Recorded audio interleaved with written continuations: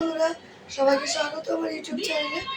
তা আজ আমি রান্না করছি পনির পাস্তা। তা এতদিন আমি রান্না করতে পারিনি, আমার জ্বর হয়েছে। আজ আমি দুটো রান্না করবো বলেছিলাম, কিন্তু সরি, আজ আমি রান্না করতে পারছি না। আমি একটা রান্না করছি, চেষ্টা করবো আগামীকাল থেকে আমি দুটো করে রান্না করার। আমার গলাটার অবস্থা খুবই খারাপ, শরীরটা খারাপ। আমি কালকে থেকে চেষ্টা করবো দুটো রান্না করার। আজ আমি করছি পনির পাস্তা। তা পনির পাস্তা করতে আমার কী কী লাগছে চলুন একবার দেখে নিই।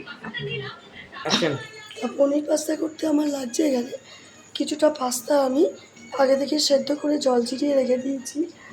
এছাড়া লাগছে কিছুটা পনির, টমেটো কিউরি, নুন, গোলমরিচ গুঁড়ো। তা এবার আমি রান্নাটা শুরু করি, দেরি না করে। রান্না কড়াইয়ে আমি কিছুটা সাদা তেল আগে থেকে বসিয়ে রেখেছি। তেলটা গরম হয়ে এসছে, এর মধ্যে আমি পনিরগুলো ছেড়ে দিলাম।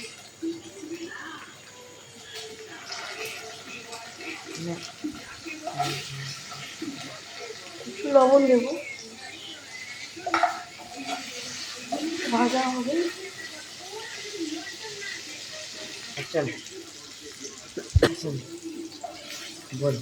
আমার পনিরগুলো ভাজা হয়ে গেছে, এবার এগুলো তুলে নেব।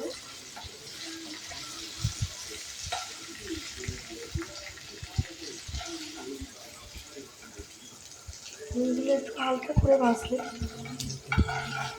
ভালো লাগে খেতে।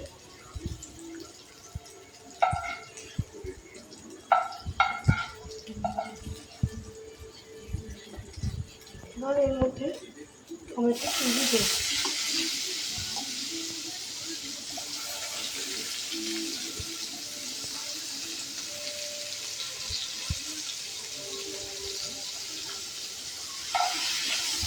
একটু ভাজা হলে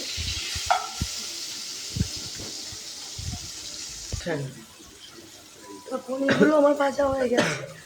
এবার এর মধ্যে আমি পাস্তাটা দেবো।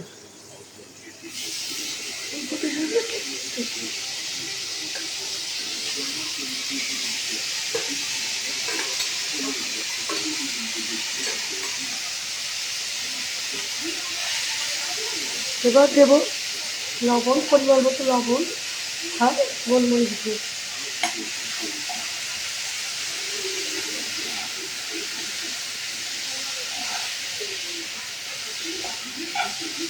একটু ভাজা ভাজা হয়ে গেলে আমাদের রেডি পনির পাস্তা।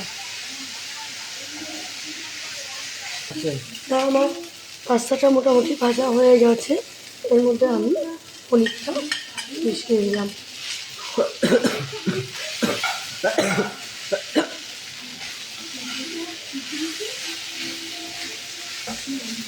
তা আমার পনির পাস্তা রেডি।